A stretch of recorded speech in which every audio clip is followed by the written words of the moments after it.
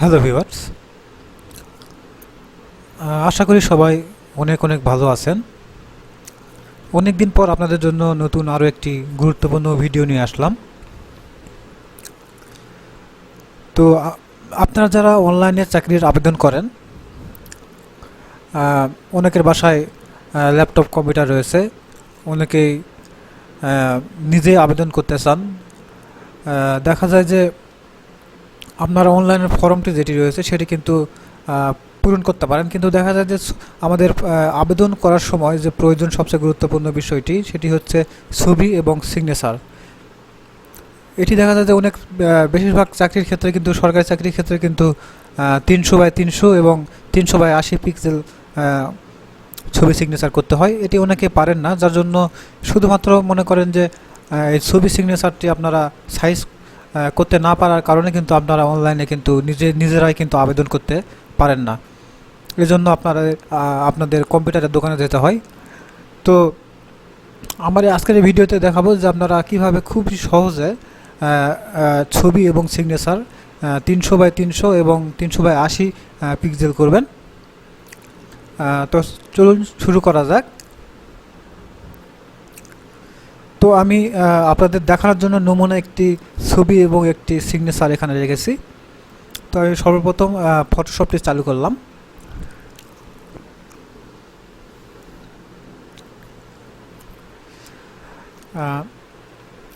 চালু করার পরে এখানে আমি নমুনা হিসেবে একটি ছবি এবং একটি সিগনেচার রেখেছি। তো এটা আমি ফটোশপে এখান থেকে ওপেন করলাম। তো এখানে একটি বিষয় বলে রাখি, ছবি সাইজ কিন্তু কয়েকটি পদ্ধতিতে করা যায়। তো এর মধ্যে আমি দুইটি সহজ পদ্ধতি দেখাবো, তো আশা করি ভালোভাবে দেখবেন। তো এই ছবিটি আমরা 300x300 করব, এই জন্য আমাদের কি করতে হবে?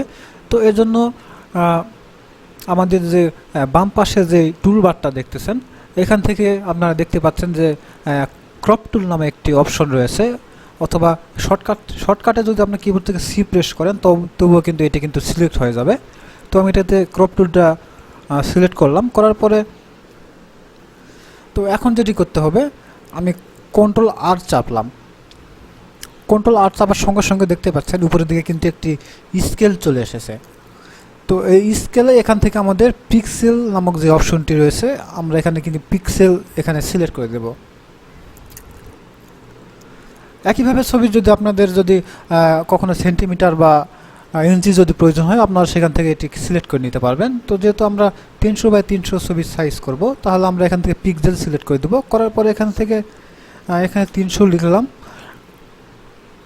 ওয়াইট এবং হাইটও এখানে 300 লিখলাম, তারপর রেজোলিউশন এখানে 300 লেখার পরে আমরা ছবিটাকে আমাদের যতটুকু প্রয়োজন আমরা এখান থেকে কিন্তু ক্রপ করে নিলাম।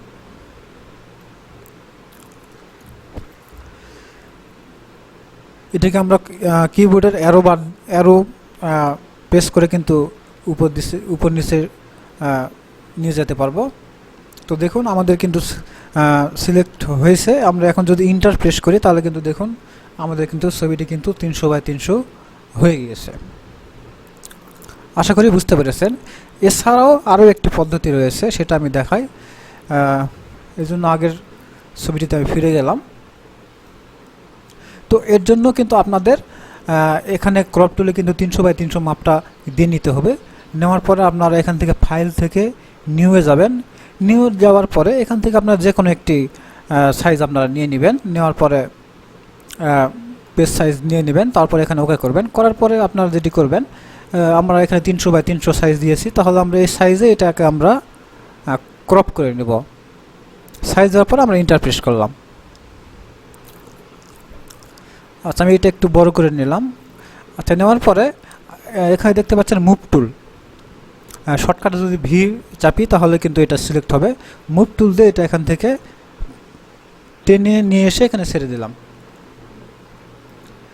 তো ছেড়ে দেওয়ার পরে এটা একটু আমি Ctrl+ দিয়ে বড় করলাম, আর Ctrl- দিয়ে ছোটো বড় করতে পারবেন আপনারা।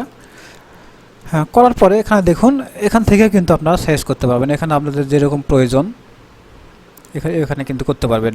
আপনারা যদি ছবিটি আপনার থাকে এখান থেকে ছোটো বড় আপনারা করতে পারবেন, বিভিন্ন সাইজ করতে পারবেন। তবে ট্যাব নাটা না করাই ভালো, যেটি অরিজিনাল রয়েছে। আপনার ছবি যদি একটু সাইজ যদি একটু নিচের দিকেও যদি চলে আসে,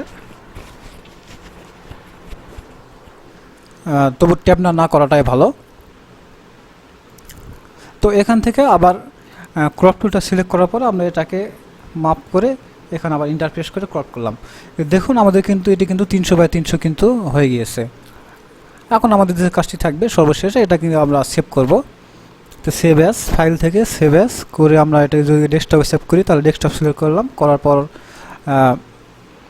ফরম্যাট এখানে আমরা জেপিজি করে দেবো এবং ফাইলের নাম আপনারা যেটা আপনাদের পছন্দ সেটা আপনারা লিখতে পারেন। আমি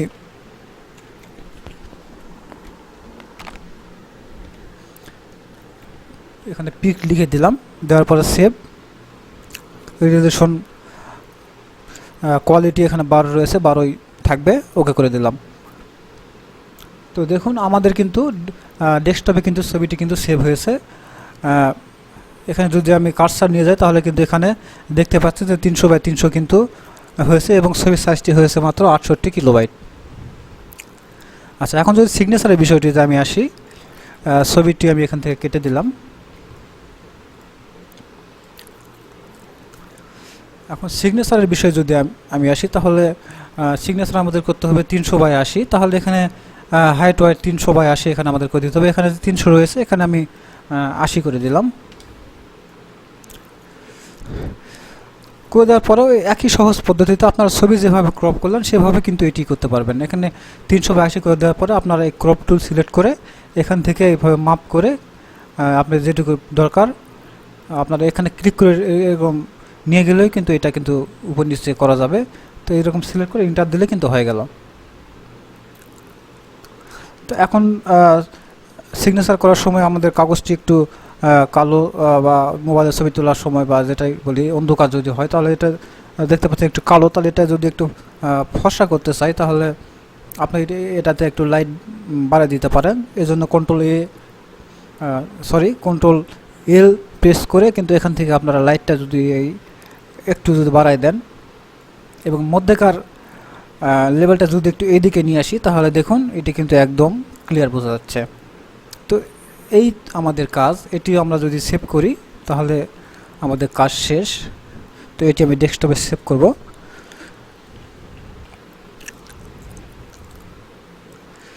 ওকে, তো এখন যদি দেখি, দেখুন আমাদের সিগনেচারটা কিন্তু এখানে সেভ হয়েছে 300x80। তো এই হচ্ছে বিষয়, আশা করি বুঝতে পেরেছেন। খুব ছোট্ট একটি বিষয়। আর যাদের ছবিতে কাজ করা নাই সেই বিষয়ে আমি আরেকটি ভিডিও পরে আপলোড করব। তো আশা করি ভিডিওটি বুঝতে পেরেছেন। আর বুঝতে যদি কোনো সমস্যা হয় অবশ্যই কমেন্টে জানাবেন। আর সবার শেষে একটি কথা বলবো, সেটি হচ্ছে যে আপনি যদি আমার চ্যানেলে নতুন হয়ে থাকেন তাহলে অবশ্যই আমার চ্যানেলটি সাবস্ক্রাইব করবেন। পরবর্তীতে আমি আরও অনেক ভিডিও নিয়ে আসব। ভালো থাকবেন সবাই, ধন্যবাদ।